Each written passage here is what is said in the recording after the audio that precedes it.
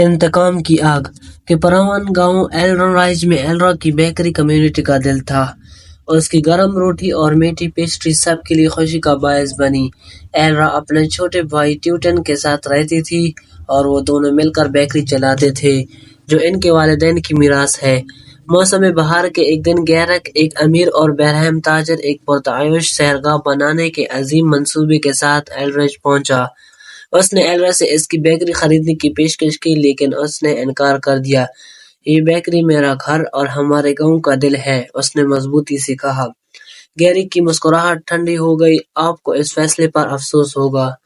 کچھ دنوں بعد جب گاؤں نے فصل کے تہوار کی تیاری کی، تباہی آ گئی۔ رات کے آخری پہر میں گیرک کے آدمیوں نے ایلرا کی بیکری کو آگ لگا دی۔ ایلرا اور ٹیوٹن بمشکل اپنی جانوں سے بچ سکے کیونکہ آگ نے ان کی ملکیت کی ہر چیز کو بھسم کر دیا۔ اپنی زندگی کے کام کو راکھ میں بدلتے دیکھ کر ایلرا کو اپنے اندر ایک شدید غصہ بھڑکتا ہوا محسوس ہوا۔ اس نے گال کو اس کے ظلم کی قیمت ادا کرنے کا عزم کیا۔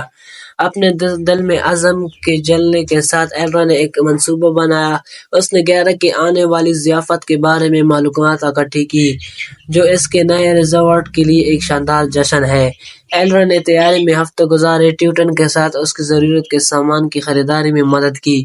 ضیافت کے رات ایلرا نوکر کے بھیس میں گیرک کی حویلی میں گھس گئی اور وہ پوشیدہ کونوں میں چھوٹی چھوٹی آگ لگاتی ہوئی خوشنما کمروں میں سے گزری۔ مہمان خطرے سے غافل ہنستے اور دعوت دی۔ جیسے ہی شعلے پھیلنے لگے، ایلرا نے اپنے نجی مطالعہ میں گیرک کا سامنا کیا۔ ایلرا، اس نے طنز کیا، تمہیں لگتا ہے کہ تم مجھے روک سکتے ہو؟ یہ میرے خاندان، میرے گھر اور ہمارے گاؤں کے لیے ہے۔ ایلرا نے اپنی آواز کو مستحکم رکھتے ہوئے جواب دیا۔ گیرک نے اس کی طرف لپکا لیکن اس نے اسے کمرے کے اندر بند کر دیا۔ آگ بھڑک اٹھی، خوف و ہراس پھیلتے ہی حویلی کو لپیٹ میں لے لیا۔ ایلرا بھاگ گئی، ٹیوٹن کو باہر انتظار کرتے ہوئے پایا۔ اس کا چہرہ تشویش سے بھر گیا۔ کیا تم؟ ٹوین نے شروع کیا۔ یہ ہو گیا، ایلرا نے اپنی آواز مضبوط کرتے ہوئے کہا، ہمیں جانا ہے۔ وہ رات میں فرار ہو گئی کیونکہ گیرک کی حویلی آگ کے شعلوں میں لپٹی ہوئی تھی۔ دیہاتیوں نے حیرت سے دیکھا، یہ جانتے ہوئے کہ اس ظالم کو جس نے انہیں اتنی تکلیفیں پہنچائی تھی آخرکار انصاف کا سامنا کرنا پڑا۔ اس کے بعد دونوں میں ایلرا رائج نے شفا دینا شروع کر دیا۔ گاؤں والے ایلرا کی بہادری سے متاثر ہوئے، اس کے اور ٹیوٹن کے گرد جمع ہو گئے۔ انہوں نے مل کر بیکری کے اینٹ سے اینٹ بجا دیا۔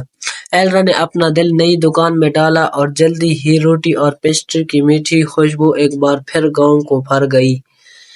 ایلرج نے ترقی کی اور ایلرا کی کہانی ایک لیجنڈ بن گئی۔ لچک، برادری اور روشن کے مستقبل کی تعمیر کے لیے راکھ سے اٹھنے والے کے پائیدار جذبے کا ثبوت۔